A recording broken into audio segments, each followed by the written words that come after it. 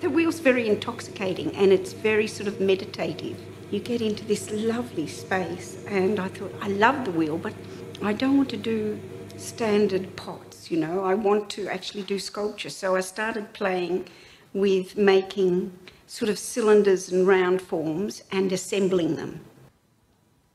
People used to say to me, why don't you hand build? And I would say, but actually, if I throw and assemble, the clay is so loose that it flops like a figure, you know, it starts to animate itself.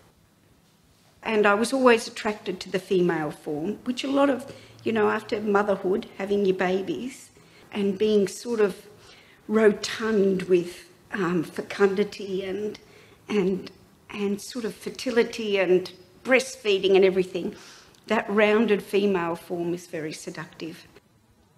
My work then took a really definite course then about the woman being the holding up of society, and also the controller of society in a sort of a subversive way, you know, not the obvious sort of white middle class male sort of dominating business and everything, but from underneath, sort of controlling things very, very quietly.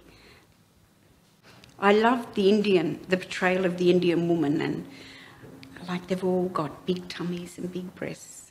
It affected my sort of view of how to portray the female, and also my experience of being pregnant. And I loved actually too women with big thighs. I wanted them to be really strong and powerful. But funnily enough, I do small breasts. And I think it's because it's semi-virginal, you know, it's semi sort of not quite womanish. There was a quote by Carolyn Chisholm when she was an early missionary. They asked her what did she think of the women in Australia at the time, and she said they're either damn whores or God's police. And so I thought, God, I love that metaphor, you know, because my daughter too, she came home and said to me, Mum, she said, I'm sick of the boys at school. She said, you're either, you know, a tart or something sort of virginal that can't be sort of touched. I became really interested in gender roles then. What makes a gender, you know, what makes you a female or a male? And I came to the conclusion that it's just a continuum. You can fit anywhere on the continuum. I have done a male sculpture. I was asked by a gentleman who came in and saw my work. He said, you know, you do all these females, I want you to do a man for me.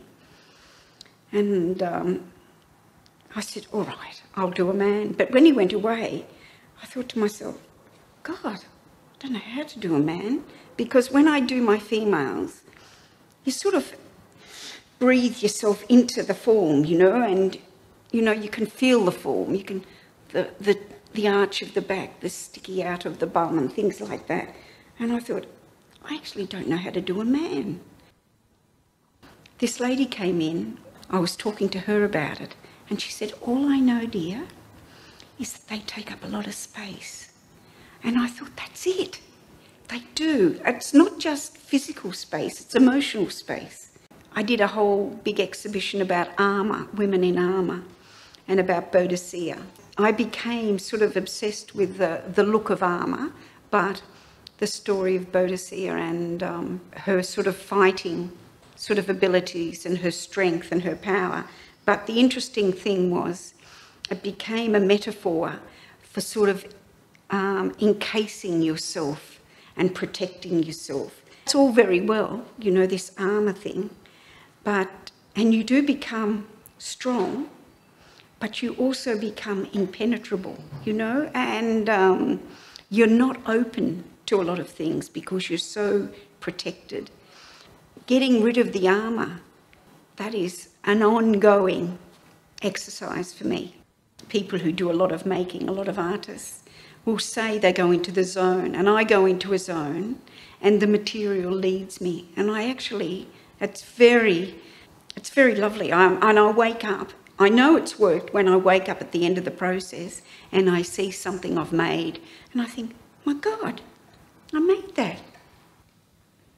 I get into the zone, I lose my body, and I'm not aware that I am putting my body under stress, you know, like especially when I'm sitting on the wheel and bending over.